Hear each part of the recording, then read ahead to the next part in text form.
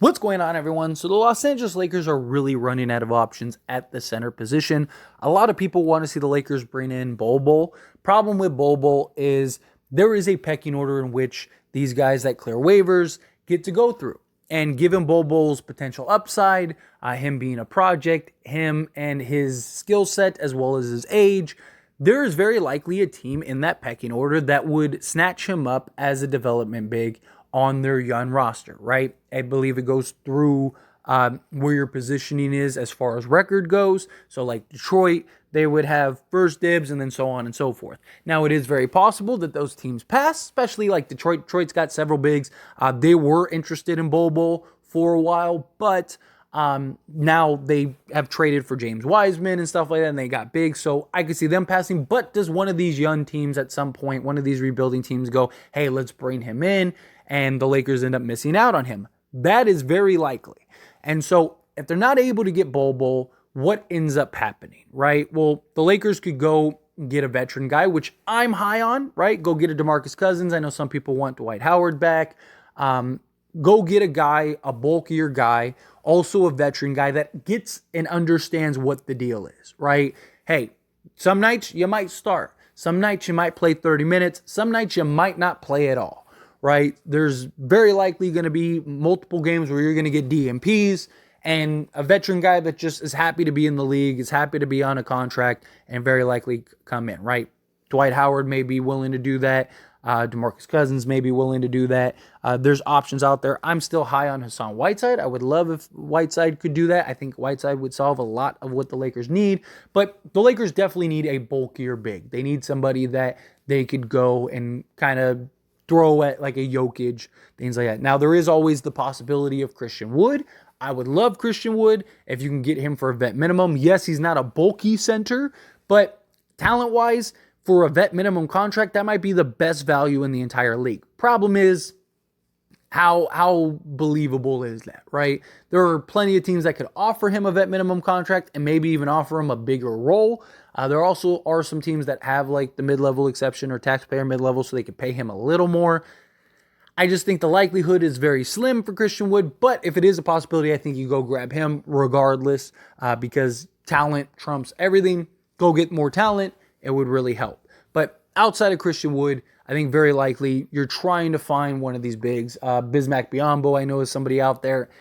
I mean, he's undersized. I would, at that point, yes, he can provide some shot blocking, but he's small. He's like, 6'9", something like that. I would rather go with the DeMarcus Cousins. This is just me personally. Maybe you feel otherwise. Let me know in the comments. But yeah, you could go that route. Other option is Colin Castleton, right? He's looked good in preseason so far. He's shown the ability to be a floor running big, the ability to handle the ball, ability to finish through contact, ability to make plays and pass, right? Like I really think could end up developing into like a Marc Gasol type player. You know, not saying he'll be as good or anything like that, but kind of that skill set of a big man who you can dump the ball down to in the post. He can go to work if he needs to. You know, I imagine that he grows the ability to stretch the floor. He's a good free throw shooter, can knock down the mid-range. He has a good shot. He just needs to learn to pull it out a little bit, right? If he can learn that, then you got a guy that can knock down the three ball occasionally. You got a guy that can knock down the elbow, mid-range, make plays in the post, set up other guys. There's a lot of value there. His ability to get the rebound and run the break, that can help as well. I like the idea of bringing him in, but he's another project guy, right? He's a rookie. How much can you count on him? How much can you rely on him? You also have Jackson Hayes, who, yes, has more NBA experience, but he's still very young, still very raw. Going to need to develop him. And, you know, the hope is that you can develop Hayes into potentially your starting point guard in the near, or starting center in the near future, right? That's the idea. That's the hope. Outside of Colin Castleton, I think the most likely scenario, and it's something that I think is almost expected at this point, unless something crazy happens. Maybe JaVale McGee gets bought out. There's talks about that being a possibility. Maybe if that happens, the Lakers could bring him in.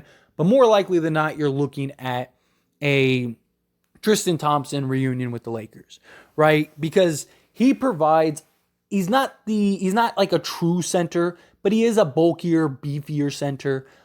He was good for the Lakers in the moments that he did play. and a full season under his belt rather than being an analyst and then 3 days later signing a contract with the Lakers could be the difference, right? He's a guy that's familiar with LeBron, has an understanding, gets how it works, and can be a small ball center as well, right? For like if you do play the Golden State Warriors. He also had some success against Jokic, although it was a very small sample size. He's a guy that just is another body that you can throw at guys, right? He's going to also understand the deal.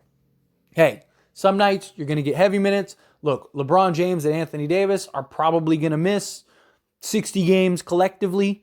When LeBron's out, we can move AD to the 4, and then you can get quality minutes in a backup role behind Jackson Hayes. If we start him, when Anthony Davis misses, well, then Jackson Hayes will start.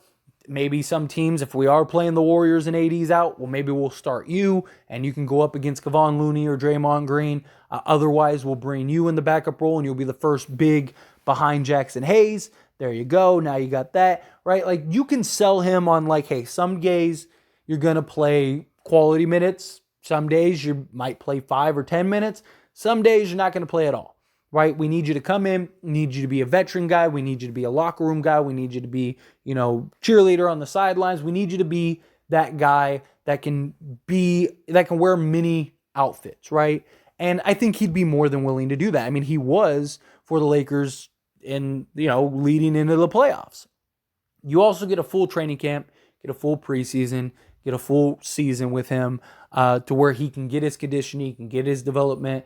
He's still 32 years old, so he's not old. He's not 35, 36, something like that, where it's like, really? Like, no, he's still young enough to where he can make an impact. This is a guy that has won an NBA championship, that was on an NBA championship team as a starting center. Like, this is a guy that can do a lot and really help the Lakers. And I think that with just, you're seeing all these big men just go to all these other teams. Mo Bamba ends up signing with the Sixers. And like I said, Bol is likely off the table. The options are running really thin. Really thin. And so it's like, you got Jackson Hayes. The goal is to develop him and have him play quality minutes, right? That's why you brought him in. That's the idea. Like I said, hopefully you can develop him into maybe your starting center in the foreseeable future, or even just, your first backup for the foreseeable future. That would be ideal. You don't want another big man that has to come in and take heavy minutes away from him, right? Because you want to get him some minutes. And look, Jackson Hayes is really good. He's a great pick and roll big. On top of him being a great pick and roll big, he can, help in just being long, lengthy, block shots, rebound. He's a great lob threat. He's also a guy that can knock down the floater that you can give the ball to, and he can make some plays. Again, very raw, very young, but has a lot of talent, a lot of upside. So bringing in a guy like Tristan Thompson does make a lot of sense for the Lakers, because it gives you another just body, another big. Yes, he's not 7 foot or anything like that, but he is bulky, he is strong, he is physical, he doesn't shy away from the contact, right? He's a guy that you can throw at Jokic, and he's going to be physical with him.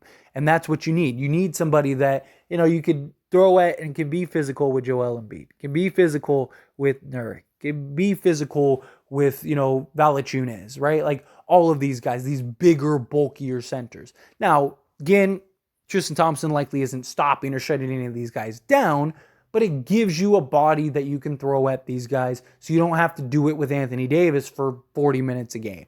Or, when you get to the playoffs, it's a 7-game series. Let's say you are playing Denver, right? Like, yeah, you could throw Anthony Davis at him for 20 minutes. And then you could throw Jackson Hayes at him for another 15 minutes. And then you could throw Tristan Thompson at him for another, 13 minutes. And there you go, right? And now you do that over however many games the series is, and you can run and wear him down. So I do like that idea. I mean, that's how the Lakers won and beat Denver in 2020. Jokic was a different player, then he's gotten better. He also has slimmed down a lot and stuff, but still, he's still just one guy. And him having to play 40 minutes a game or more, and you're just throwing bodies at him, and he just went on a title run, all that stuff. Like, you can wear him down. Or, you play the Timberwolves, right? You got a guy that you can throw in Bane at Karl Anthony Towns or Bane with Rudy Gobert, right? Again, you're not going to stop them, but over the course of a series, you can wear them down. You can get physical with them. You can make things challenging. Be a guy that come in and just give some hard fouls. Not saying be dirty, but good quality playoff fouls where it's just like hey, no easy buckets type thing, and it just gives you that veteran in the locker room that could be very valuable, right? Tristan Thompson could be very valuable for a guy like Jackson Hayes, right? I mean, again, he's not 7 foot, but he is a guy that high motor, high engine, right? He's a guy that is a hustle guy that'll do the dirty work. That's what Jackson Hayes is good at, right? That's what the Lakers are probably expecting from Jackson Hayes. He is a guy that's won an NBA championship, has been a starting center, understands what LeBron's looking for and stuff. So he could be a veteran that's just in Jackson Hayes' ear saying, hey, buddy, like, look, this is the deal. This is what we need. This is what I need to see you do. Hey, look, point things out. Hey, you had this rotation, you missed this here, or you're over here, or whatever. Just gives a veteran guy a voice, an extension to the coach, right? And that's what you want.